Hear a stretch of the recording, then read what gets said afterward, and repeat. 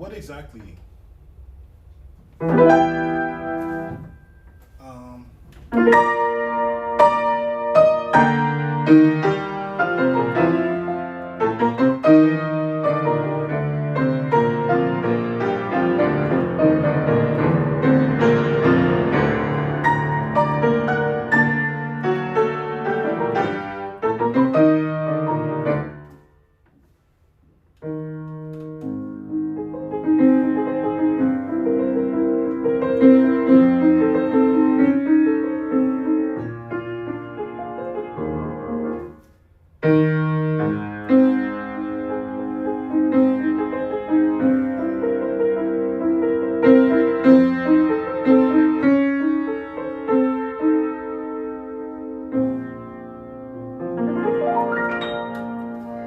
what exactly does it mean to play what you feel? What exactly does that mean? Play what you feel. Let me fix this real quick. Hold up. I feel this is crooked. What do I have to do?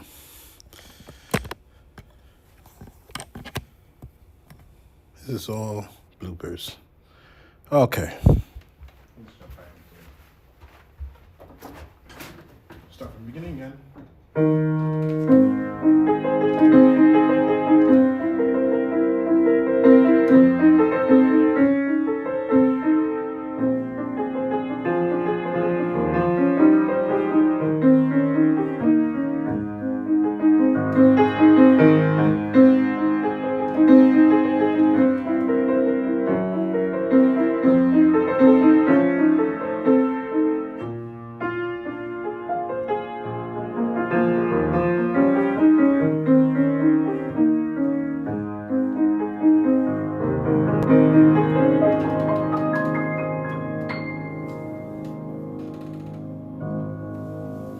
What exactly does it mean to play what you feel? What exactly does that mean? Play what you feel. So many pianists, right?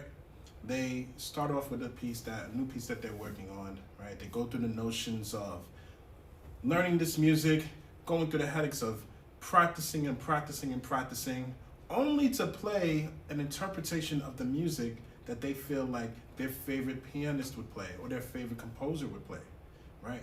And all of that is great to be inspired by, people that you look up to. But are you really playing what you feel? Or are you playing what somebody else feels? Let's dive into it. We as human beings, especially as pianists, particularly as pianists, we tend to want to mimic ourselves after our favorite person, our favorite pianist, our favorite this, that, and the third. But all that's doing is doing yourself a disservice, because you're robbing your audience, you're robbing yourself of an experience that comes strictly from you and you here and here, right?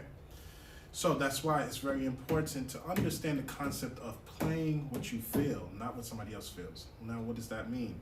Playing what you feel. The minute that you decide to tap into how the music makes you feel, whether the music is happy, whether the music is sad, how does it make you feel? And you turn that emotion into some type of story, whether it's your own personal story or a story that you come up with based off of the idea of what this music is making you feel. That is when you are starting to tap into the dimension of really playing what you feel, right? You are now shaping the melodic lines of the music and bending it to your own storytelling. You're bending it to your own perception. You're bending it to your own emotions, the things that you have personally been through here and here, and bringing it out on the instrument. That's why it's very important to always be able to tell a story way before you even decide to look at a note of music. The minute that you hear a piece, whether it's Chopin, whatever the pieces you're studying for your repertoire, the minute that you start listening to this piece, you as the pianist should come up with a story based off of it. That way, when it comes down to now the physical part of it, it'll be a lot more easier to understand and learn, and you'll be even more motivated to learn, especially at those times when you don't feel like practicing, because now everything that you're shaping, everything that you're creating, every melodic line that you're shaping, every touch that you're hitting using on the piano, is really depicting your own story. You are the director of the movie that you are producing and putting music to, and that is all through storytelling. So it's very important to play what you feel and understand here and here, and not sacrifice that to sound like your favorite pianist, your favorite influencer, your favorite composer. And this is another thing to keep in mind, is that when we talk about composers trying to sound like our favorite composer, nobody knows what Mozart actually sounded like. Yes, there's critics and maybe publications from the 1700s describing how Mozart played, or how Chopin played, or whatever the case may be, all these wonderful, amazing composers, but none of us have actual visual or audio accounts of how they played. So now it becomes down to the greatest thing of all time, interpretation. Now, keep this in mind as you're going through your journey to learn a piece and to play what you feel. Understand that this music that you're playing is hundreds and hundreds of years old, that has been played by millions and millions of different type of pianists. And all of these pianists that come before you that's playing this music has their own interpretation of what it's supposed to sound like. And it's very easy to get caught up in the trap of what it's supposed to sound like and not making it sound like what you want it to sound like. Of course, within reason. Let's give you an example. Let's take Moonlight Sonata, the first movement by Beethoven. Nobody's asking you to play like this. No.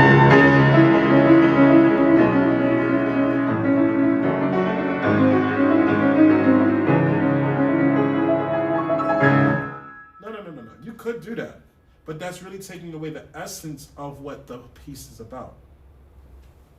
So now, we're going deeper into now interpretation and touch. Some people play the Moonlight Sonata like this, because it is a cut time. Some people play it this fast. Me, I don't personally agree with this. I prefer a more slower, lyrical tempo, and really bringing out the bass notes. And if I had to assign a story to this, to play what I feel, I'm thinking of somebody who is missing home.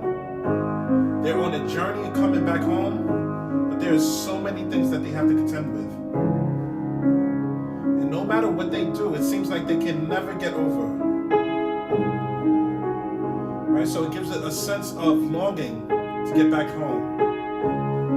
And as you listen to this little bit of this little excerpt of me playing the Moonlight Sonata on the fly, the first movement by Beethoven, you start to really keen in on my touch, how I'm shaping the melodic line.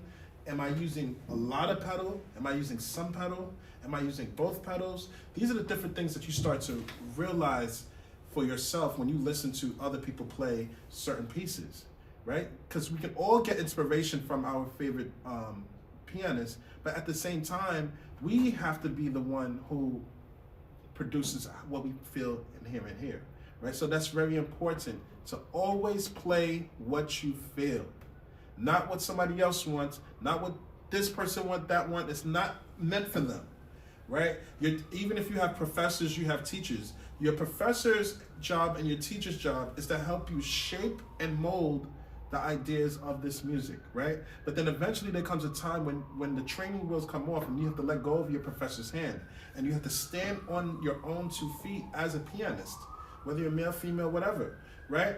And that is when you have to decide whether you want to sound like your teacher. You can use a lot of the elements that your teacher gave you, or do you want to also add your own 2 cents to it? Your own touch, your own maybe rubato, whatever the case may be, however you're shaping this music in here, right? And that's what it's all about, right? You get the training, you get the foundation, and then now it's time to be a bird and fly and let your wings carry you wherever you're going to be carried, right? And that is why it's very keen and very important to play what you feel in here, and bring it out and execute it on the piano through your touch, so that when your audience tunes into you playing, they can understand your story. Even if you're not speaking verbally, which we as pianists don't have the ability to, us or our audience listening to us can really relate to what we are saying non-verbally through the music. So it's very important to play what you feel. If you're a pianist who is, if you're a serious pianist who is tired of struggling developing your technique and more importantly, your artistry, and you're looking for a way to expand upon all these things, I want you to click the link in the description and join my community called Cliff's Keys, free community through the Skool app, where I help serious pianists develop their technique and artistry in a fun, fast, and efficient way through my method called the COPET Method. COPET Method stands for Composer-Oriented Piano Expression and Technique Method, which all ties into the topic of what we discussed today, playing what you feel through storytelling, right?